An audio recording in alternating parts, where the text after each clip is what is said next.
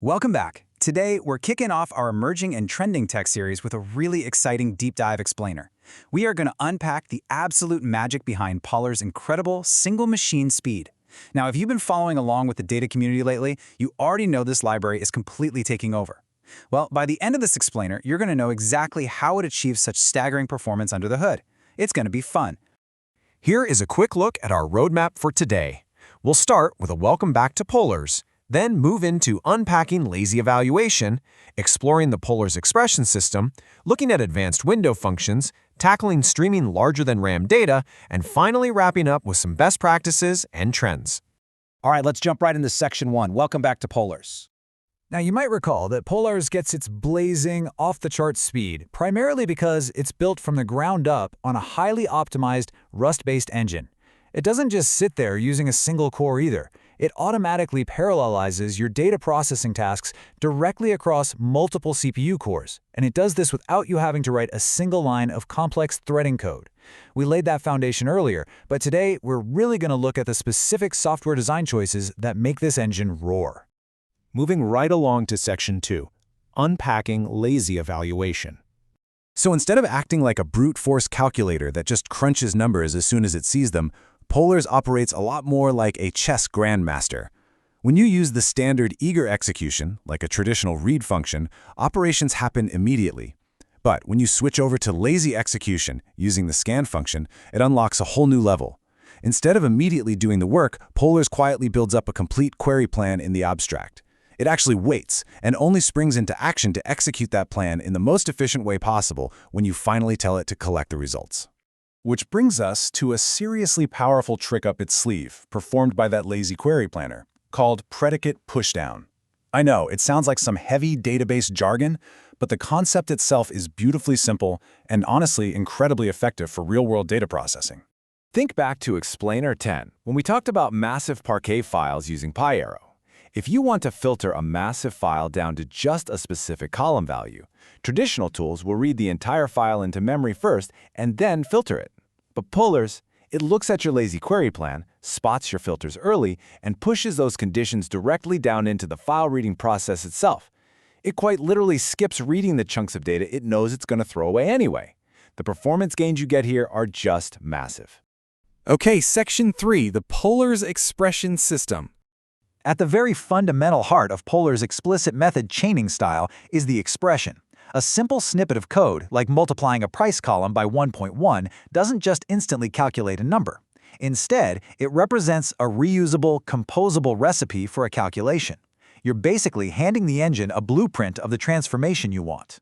And because they're basically just descriptions, you can reuse these expressions across completely different contexts, whether you're filtering data, selecting specific outputs, or generating brand new columns.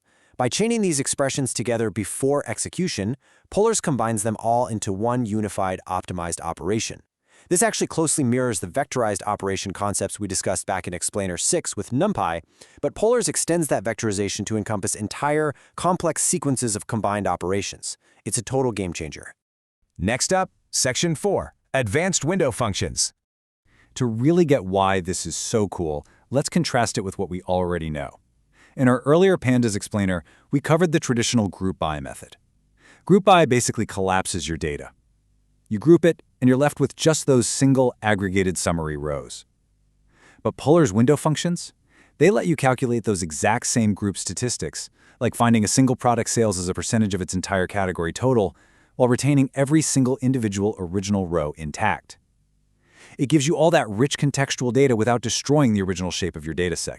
Section 5, streaming larger than RAM data. This is the big one. So what exactly happens when your dataset is literally bigger than the RAM on your computer? This is where things get truly exciting. By specifically telling Polars to collect the data and passing in a simple streaming equals true argument, it extends its lazy evaluation concept to completely break the RAM barrier. Just one single argument unlocks a massive leap in what a totally standard, everyday machine can accomplish. Instead of trying to aggressively shove a multi-gigabyte or even terabyte dataset into memory all at once, which would instantly crash a standard laptop, Polars intelligently processes the data in smaller, manageable, sequential chunks. It evaluates your expressions on a chunk, aggregates the results, drops that chunk from memory, and moves right to the next one, entirely behind the scenes. To put this into perspective, just imagine having to process a gigantic log file for a platform like Uplatz. This connects right back to our logging deep dive with LaGru and Explainer 85. We're talking about a single file containing hundreds of millions of individual log entries. A few years ago, dealing with that was a massive, frustrating headache. But today, you just set up a lazy scan, chain together your highly optimized filtering and grouping expressions, and turn on streaming. The Polars Query Optimizer just handles the rest.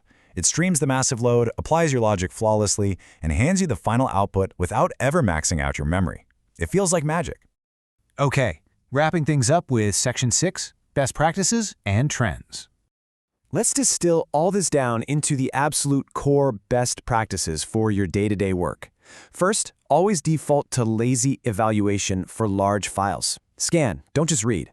Second, make it a rock-solid habit to build reusable expressions rather than hard-coding your logic step by step. And finally, never forget that turning on streaming is your absolute best friend when you hit those hardware memory limits.